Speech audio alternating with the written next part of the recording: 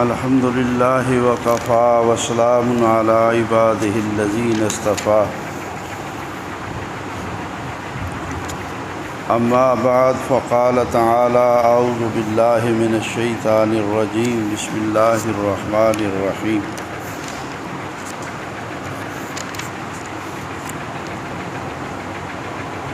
سيقول السفهاء من الناس ما ولاهم عن قبلتهم التي كانوا عليها قل الله المشرق والمغرب يهدي من يشاء إلى صراط مستقيم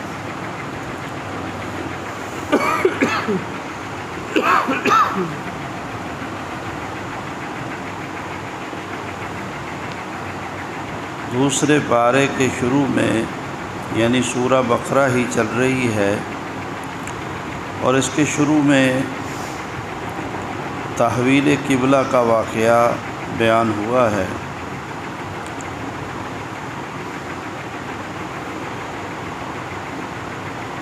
مسجد اقصی بیت المقدس اس کی تعمیر بھی اللہ تعالی نے حضرت ابراہیم علیہ السلام کے ہاتھ سے ہی کروائی تھی، اور 40 سال کے فاصلے سے مسجد حرم بیت اللہ کی تعمیر بھی اللہ تعالی نے ابراہیم علیہ السلام کے ہاتھ سے کروائی۔ تو اس لیے ابراہیم علیہ السلام کو یہ اعزاز اللہ نے دیا کہ دونوں ان کے ہاتھ سے بنی ہوئی مسجدیں یکے بعد دیگرے یہ مسلمانوں کا قبلہ رہی۔ مسجد اقصی یہ قبلہ اول ہے، اور آپ صلی اللہ علیہ وسلم کی مکی زندگی میں مسجد اقصی ہی قبلہ تھا۔ آپ صلی اللہ علیہ وسلم کے دل کے اندر اس بات کی چاہت رہتی تھی کہ بیت اللہ قبلہ ہو جائے۔ آپ مکہ میں نماز اس حساب سے پڑھتے تھے کہ بیت اللہ بھی سامنے آ جاتا اور مسجد اقصی بھی سامنے ہو جاتی، لیکن مدینہ میں آ کر یعنی جب آپ ہجرت فرما کر آ گئے تو یہ ممکن نہیں تھا، یا تو مسجد اقصی کی طرف منہ ہو سکتا تھا اور یا بیت اللہ کی طرف مسجد حرم کی طرف منہ ہو سکتا تھا۔ چنانچہ آپ صلی اللہ علیہ وآلہ وسلم کی چاہت پسند اللہ کو پسند آئی، اور اللہ تعالی نے یہ آیات نازل فرما کر قبلہ تبدیل فرما دیا۔ قبلہ کے ساتھ امت مسلمہ کے بنیادی عقائد اور معاملات اللہ تعالی نے جوڑے ہیں۔ نماز قبلہ کی طرف منہ کر کے ہے، اسی طرح احترام قبلہ ہے کہ قبلہ کی طرف پیشاب پخانہ کے لیے منہ پیٹ کرنی منع ہے، قبلہ کی طرف تھوکنا منع ہے، اور کوئی بھی بے ادبی والا کام کرنا منع ہے۔ زیادہ وقت بیت اللہ کی طرف منہ کر کے رکھیں، دعا بیت اللہ کی طرف منہ کر کے کریں۔ پسندیدہ بات ہے کہ تلاوت قرآن بیت اللہ کی طرف منہ کر کے کریں۔ تو یہ احترام ہے۔ اور پھر قبلہ یہ ایک بنیادی علامت ہے مسلمانوں کے اتحاد کی، تو اس لیے قبلہ کے ساتھ یہ احکام اللہ تعالیٰ نے خاص رکھے ہیں۔ اور تحویل قبلہ میں اطاعت رسول پر آزمائش بھی تھی۔ فرمایا وَكَذَلِكَ جَعَلْنَاكُمْ أُمَّةً وَسَطًا لِتَكُونُوا شُهَدَاءَ عَلَى النَّاسِ وَيَكُونَ الرَّسُولُ عَلَيْكُمْ شَهِيدًا وَمَا جَعَلْنَا الْقِبْلَةَ الَّتِي كُنْتَ عَلَيْهَا إِلَّا لِنَعْلَمَ مَن يَتَّبِعُ الرَّسُولَ مِمَّن يَنقَلِبُ عَلَىٰ عَقِبَيْهِ۔ ہم نے قبلہ تبدیل کیا، قبلے کی تبدیلی کا حکم دیا، اس سے ہم یہ آزمانا چاہتے تھے کہ کون رسول صلی اللہ علیہ وسلم کی اتباع کرتے ہوئے مسجد اقصیٰ سے ہٹ کر مسجد حرم کی طرف نماز پڑھنی شروع کرتا ہے، کون اس میں ہچکچاتا ہے۔ لیکن صحابہ کرام رضوان اللہ علیہ مجمعین تو سب کے سب فوراً ہی نماز کے اندر ہی وہ پھر گئے تھے، یعنی انہوں نے مسجد اقصیٰ سے اپنا منہ بیت اللہ کی طرف پھیر لیا تھا، اور وہ کمال درجے کی اطاعت اور فرما برداری کا عمل رکھتے تھے۔ اللہ تعالی ہمیں بھی ان کے نقشہ قدم پہ چلنے کی توفیق عطا فرمائے۔ تو تحویل قبلہ میں جو تیسری بات ہے وہ ہے کہ تحویل قبلہ دراصل یہ اللہ تعالیٰ کی طرف سے بنیادی طور پر تحویل امامت تھی کہ اسحاق علیہ السلام کی اولاد میں یہ وصف چلا آ رہا تھا کہ مسلمانوں کی امامت اور مسلمانوں پر حکومت اور مذہبی پیشوائی ان کی نسل میں آ رہی تھی، اور اسی بنا پر چونکہ مسجد اقصیٰ کے متولی وہ اسحاق علیہ السلام تھے اور ان کے بعد ان کی اولاد چلی آ رہی تھی، تو تحویل قبلہ میں اسماعیل علیہ السلام کی جو اولاد تھی ان میں سے یہ آخری وقت میں اللہ تعالی نے محمد الرسول اللہ صلی اللہ علیہ وسلم کو نبی بنایا، تو پھر جس مسجد کے متولی اسماعیل علیہ السلام تھے اسی مسجد کو قبلہ بنا دیا، گویا کہ وہ ساری کی ساری جو منصب امامت تھی وہ اسحاق علیہ السلام کی نسل سے اللہ تعالیٰ نے اسماعیل علیہ السلام کی نسل میں منتقل فرما دی۔ تو یہ اعزاز آپ صلی اللہ علیہ وآلہ وسلم کو اللہ تعالیٰ نے دیا کہ قیامت تک کے لیے اب قبلہ یہی رہے گا، اور آپ صلی اللہ علیہ وآلہ وسلم کی ہی نبوت چلے گی اور آپ پر ہی اترنے والی کتاب چلے گی۔ پھر اللہ رب العزت نے اس حوالے سے ڈانٹا ہے کہ اپنی خواہش کی پیروی نہیں کرنی، بلکہ اللہ کی طرف سے جو علم وحی تمہارے پاس آیا ہے ما جاءک من العلم، اس کی پیروی کرنی ہے۔ اگر اللہ کی وحی والے علم کو چھوڑو گے اور خواہش کی پیروی چرو گے تو انک اذا لمن الظالمین، تو اس صورت میں تم ظالم ہو جاؤ گے۔ تو اللہ تعالی ہمیں اسی پر عمل پیرا ہونے کی توفیق عطا فرمائے۔ یہ اللہ کی وحی کی پیروی، اللہ کی وحی کی پیروی ہی دراصل اللہ اور اس کے رسول کی اطاعت کا نام ہے۔ پھر اللہ تعالیٰ نے جو عبادات ہیں ان کی فضیلت،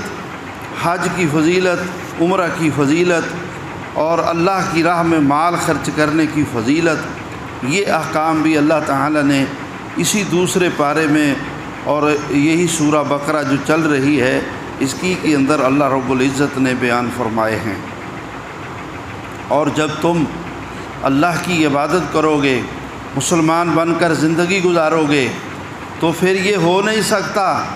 کہ تمہیں تکلیفیں نہ آئیں، تمہاری آزمائش نہ ہو۔ تو یہ آیت بھی اللہ تعالیٰ نے ساتھ ہی بیان کر دی، وَلَنَبْلُوَنَّكُمْ بِشَيْءٍ مِّنَ الْخَوْفِ وَالْجُوعِ وَنَقْصٍ مِّنَ الْأَمْوَالِ وَالْأَنفُسِ وَالثَّمَرَاتِ، البتہ ہم تمہیں آزمائیں گے کسی بھی چیز کے ساتھ، خوف سے، بھوک سے، مالوں کی کمی سے، جانوں کی کمی سے، پھلوں کی کمی سے۔ وَبَشِّرِ الصَّابِرِينَ، خوشخبری دے دیجئے صبر کرنے والوں۔ تو جو اللہ کے دین کے اوپر چلنے والے ہیں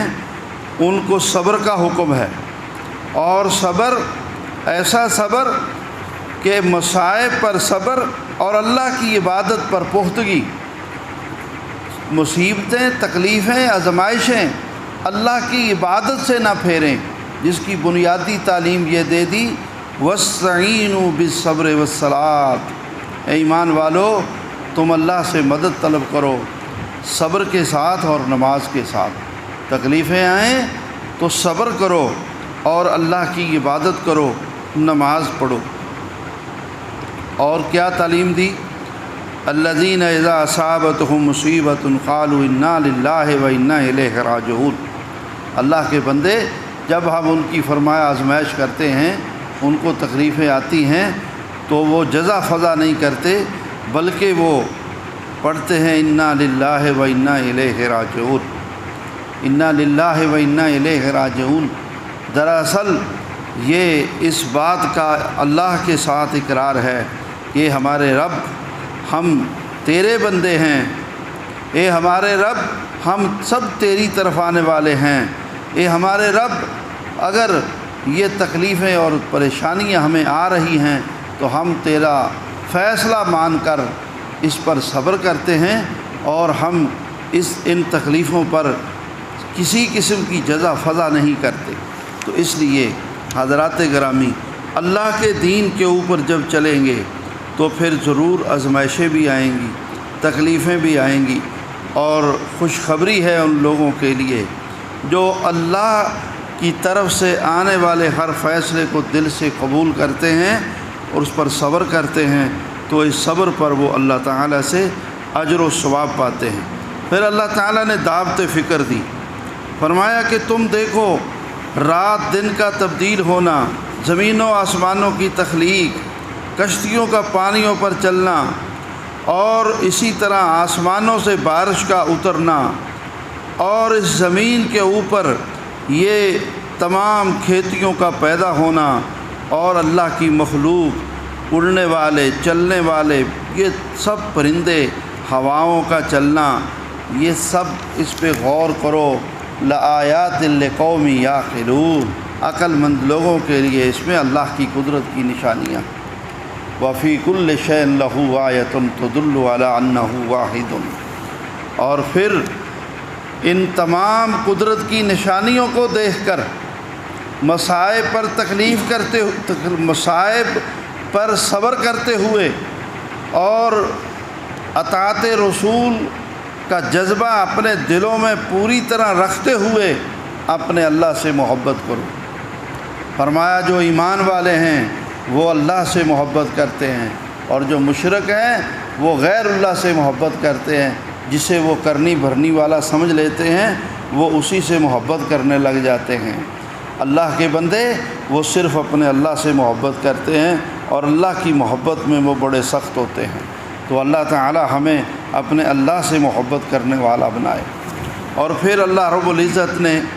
نیک اعمال کی جو ہے وہ تفصیل بیان فرمائی کہ نیکیاں کیا ہیں، نیک اعمال کون سے ہیں۔ فرمایا نیکیاں یہ ہیں، نیک اعمال یہ ہیں کہ اللہ پہ ایمان، قیامت پہ ایمان، فرشتوں پہ ایمان، اللہ کی کتابوں پہ ایمان، انبیاء پر ایمان۔ ایمان کو درست کرو۔ پھر اللہ تعالی نے عبادات اور معاملات بیان کیے، پہلے عقیدہ، پھر وآت المال علی حبہ ذوی القربى والیتامى والمساکین وابن السبیل، اللہ کا دیا ہوا مال خرچ کرو اپنے قریبیوں میں، یتیموں میں، مسکینوں میں، مسافروں میں، والسائلین وفی الرقاب۔ پھر وَأَقَامَ الصَّلَاةَ وَآتَى الزَّكَاةَ، ارکان اسلام، نماز، زکوٰۃ، اور اسی کے ذیل میں روزے، اور پھر معاملات زندگی، وَالْمُوفُونَ بِعَهْدِهِمْ إِذَا عَاهَدُوا، دنیا میں بہت لوگوں سے واسطہ پڑتا ہے، عہد و پیمان ہوتے ہیں، وعدہ وعید ہوتی ہے، کاش اس کی پابندی کریں۔ وَالصَّابِرِينَ فِي الْبَأْسَاءِ وَالضَّرَّاءِ، ایسا ہو نہیں سکتا کہ زندگی میں انسان کو بیماریاں نہ آئیں، مالی نقصان نہ ہو، جانی نقصان نہ ہو۔ فرمایا بیماریاں، جنگیں، تکلیفیں، ان سب میں صبر کریں،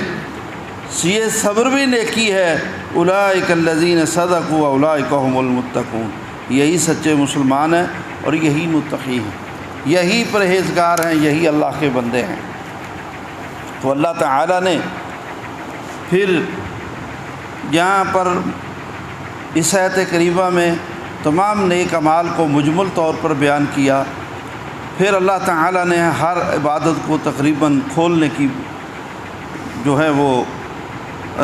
مضمون کو اس انداز سے سورہ مبارکہ میں چلایا کہ اسے کھولا، جیسا کہ روزے کے احکام، یا ایھا الذین آمنوا کتب علیکم الصیام کما، یہ پورے رکوع میں روزے کے احکام و مسائل ہیں، اور اسی طرح حج کے احکام و مسائل اللہ تعالیٰ نے اس میں کھولے۔ صحابہ کرام رضوان اللہ علیہ مجمعین سے جب مسئلہ پوچھا جاتا حج کا، تو وہ حج کا مسئلہ بتا کر کہتے، اس اللہ کی قسم یہ مسئلہ ایسے ہی ہے جس اللہ نے محمد صلی اللہ علیہ وسلم پر سورہ بقرہ نازل فرمائی۔ سورہ بقرہ کا ذکر کیوں کرتے کہ سورہ بقرہ کے اندر اللہ تعالیٰ نے حج کے احکام تفصیل سے بیان کیے، بار بار صبر کا حکم دیا، اور آئلی زندگی میں ایک انسان کو سب سے زیادہ آزمائشیں آتی ہیں، بیوی سے، بچوں سے، رشتہ داروں سے، یہ احکام بھی اللہ تعالیٰ نے تفصیل کے ساتھ آئلی زندگی کے سورہ بقرہ کے اندر بیان کیے۔ میاں بیوی کے حقوق نبھا نہ ہو سکنے کی صورت میں پھر کوشش اتفاق کی، پھر کوشش اتفاق کی، پھر کوشش اتفاق کی کرنے کا حکم دیا، پھر بھی نہ ہو تو پھر علیحدگی ہی کی نوبت آ جائے، تو اس صورت میں پھر احکام طلاق کس انداز سے پھر طلاق دینی ہے، یہ سب احکام و مسائل عالی زندگی کے یہ بھی اللہ رب العزت نے اسی سورہ بقرہ اور دوسرے پارے کے اندر بیان کی۔ تو سورہ بقرہ جامع صورت ہے، اور اس دوسرے پارے میں یہ سب احکام و مسائل اللہ رب العزت نے بڑی تشریح کے ساتھ بیان کیے ہیں۔ اللہ پاک سے دعا ہے کہ ہم سب کو اللہ تعالیٰ قرآن کو پڑھنے کی، اس کو سمجھنے کی اور اس پہ عمل پیرا ہونے کی توفیق عطا فرمائے۔ اقول قولی ھذا واستغفر اللہ لی ولکم وآخر دعوانا ان الحمد للہ رب العالمین۔